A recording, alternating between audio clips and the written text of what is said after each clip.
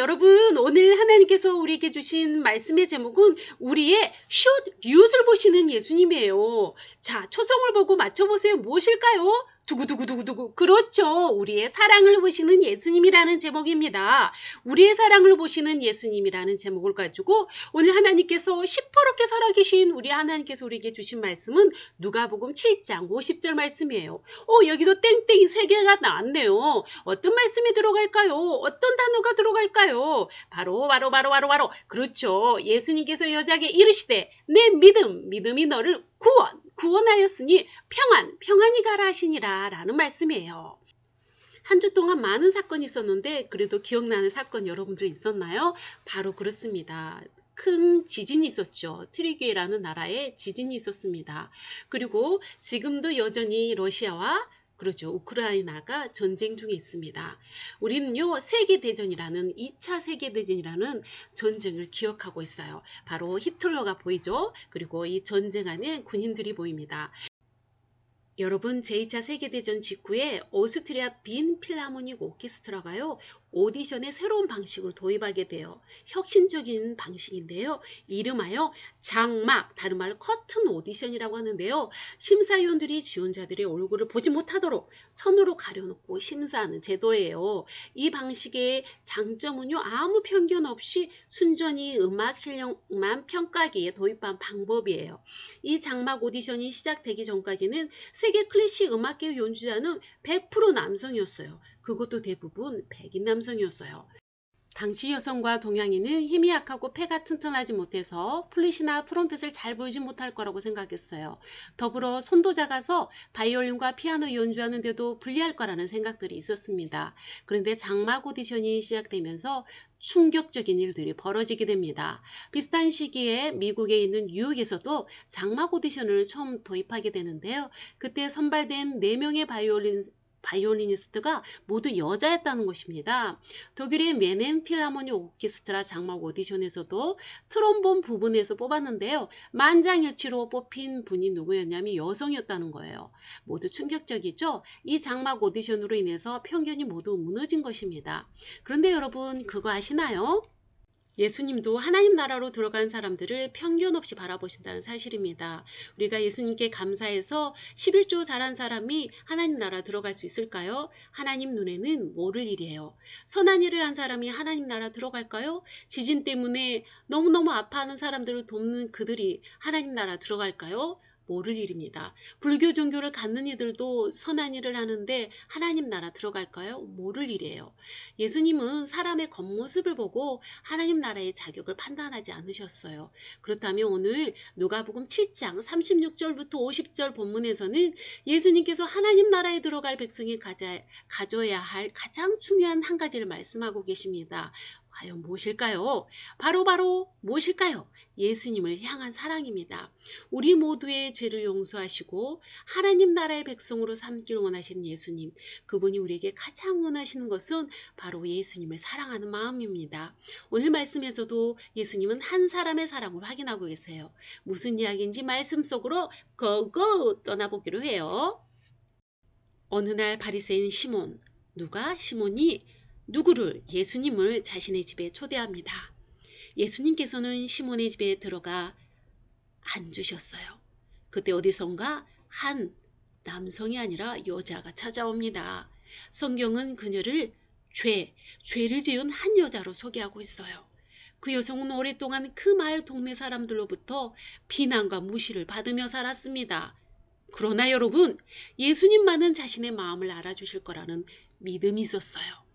그녀는 그분 예수님께 나아가 눈물로 예수님의 발을 닦아드렸어요. 그리고 가져온 향유를 부어드렸어요. 이 모습을 지켜보던 예수님을 초대한 바리새인 시몬은 어떤 행동을 하고 있었을까요? 그는 중얼중얼거립니다. 저 여자는 죄인인데 저 예수란 자가 진짜 선지자였다면 그걸 모를 수가 없었을 텐데. 시몬뿐만 아니라 그곳에 있던 많은 사람들이 여자의 행동을 받아주는 예수님의 모습을 못마땅하게 여겼습니다. 당시 유대인들은 죄를 지은 사람을 철저히 무시했어요. 그들은 그것이 하나님 보시기에 올바른 모습이라고 생각했거든요. 하지만 예수님은 그 여자 행동을 보시고 시몬에게 말씀하십니다. 이 여자를 보고 믿느냐?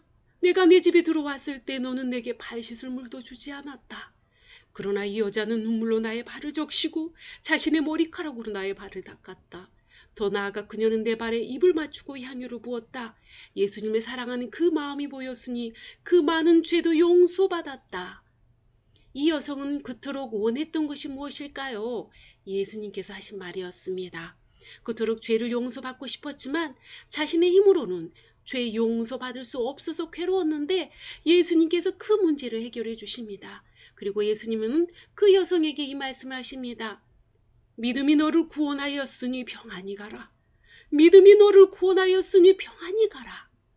오늘 말씀 속에서 예수님께서는 죄 많은 여인에게서 무엇을 확인하셨을까요? 그렇습니다. 바로 사랑입니다. 여인이 예수님을 향한 사랑을 표현하자 예수님은 어떻게 행동하셨죠? 그렇습니다. 예수님은 그 여인이 가장 바라는 죄를 용서해 주셨어요. 그것도 3번이나 용서를 언급하십니다. 내 죄가 용서받았다. 내 죄가 용서받았다. 내 죄가 용서받았다.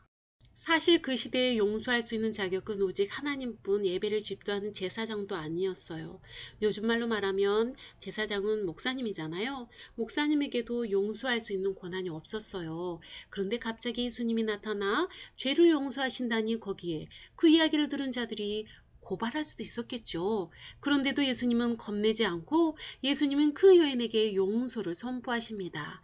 그리고 더 나아가 구원의 길까지 열어주셨어요. 여러분, 우리도 한 사람을 있는 그대로 보지 못할 때가 많아요. 특히 유튜브에 들어가면 가짜 뉴스가 판칩니다. 그래서 이게 진실인지 거짓인지 불가능해요. 우리는 우리가 믿고 싶은 것만 믿지요. 또한 내 생각과 선입견을 가지고 어때요? 다른 친구들을 내 머리로 마음대로 평가합니다. 그런데 세상 모든 사람들을 똑같은 시선으로 바라보니 계시다고 했죠? 그렇죠. 바로 예수님이십니다. 그분 예수님께서 우리 모두를 소중한 존재로 지금 바라보고 계세요.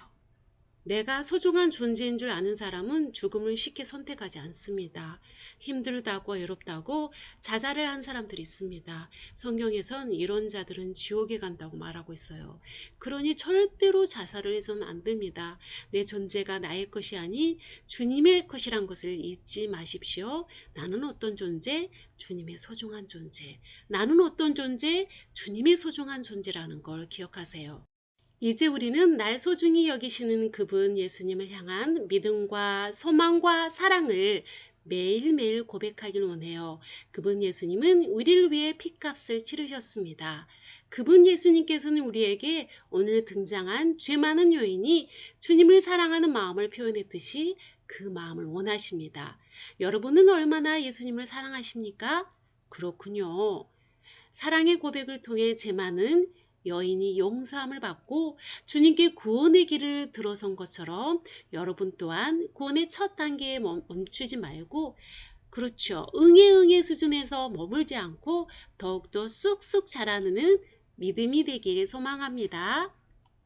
기도하겠습니다. 사랑의 하나님, 고개를 들어 주님께서 창조하신 하늘을 바라봅니다.